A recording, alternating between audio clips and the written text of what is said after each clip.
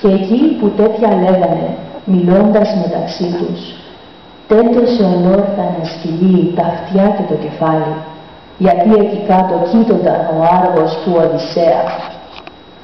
Και εκεί καθώς μυρίστηκε κοντά του τον Οδυσσέα, κούνησε λίγο την ουρά, κατέβασε τα αυτιά του, όμως δεν είχε ανάκαρα να τρέξει πια κοντά του.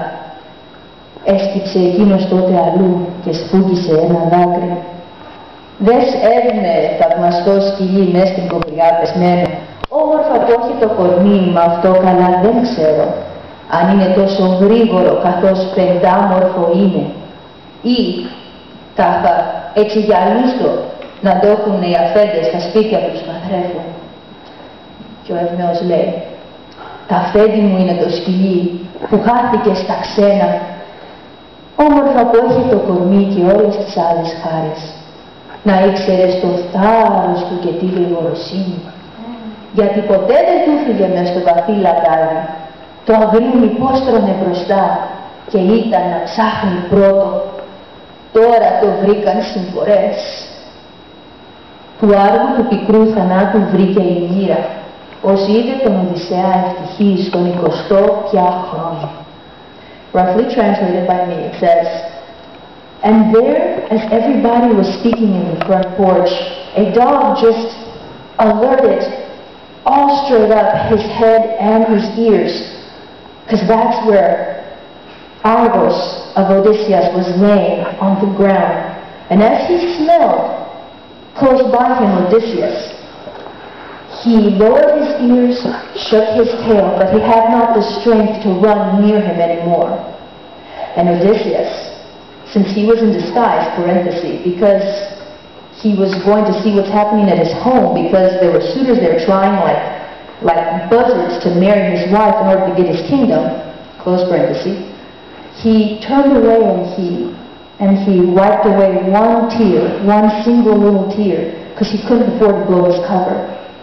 And his faithful servant, who did not know Odysseus was there, would have seen this happen, and then he would have been like, hey, why is this old gray man crying over a dog? Well, back to the story. So he turns away and he wipes away a single tear. And in order to disguise himself, he asks Evne, look, Evne, what a fine, magnificent dog, all just covered in the feces that he's laying in.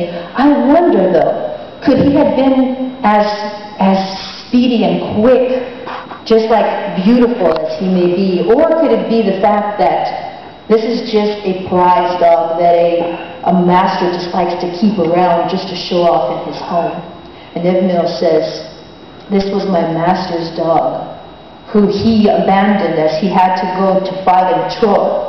If only he knew his courage, the dog, if only he knew his courage and his speed, as if when they were hunting, he would always flush out the wild animal, and you would think that the animal was searching first, before everybody, for someone to catch.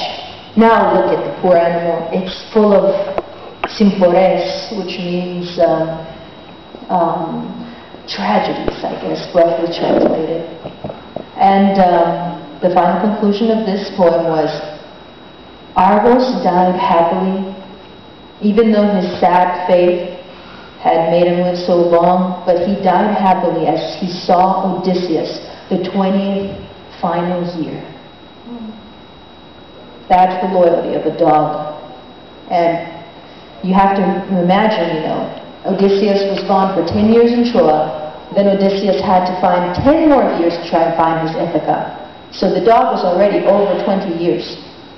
And just to show, this animal kept itself alive, probably to protect Odysseus' family, his son, his wife, his father, and just constantly waiting for his beloved master, his other family that was missing out in the seas, trying to wait for him to see him. And he got to see him, and then he was able to die in peace.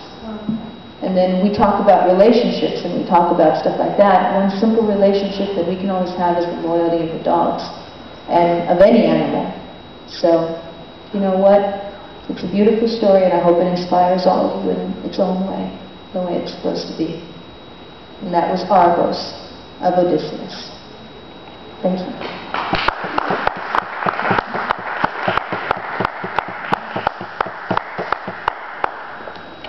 Now I want to get a dog and name him August.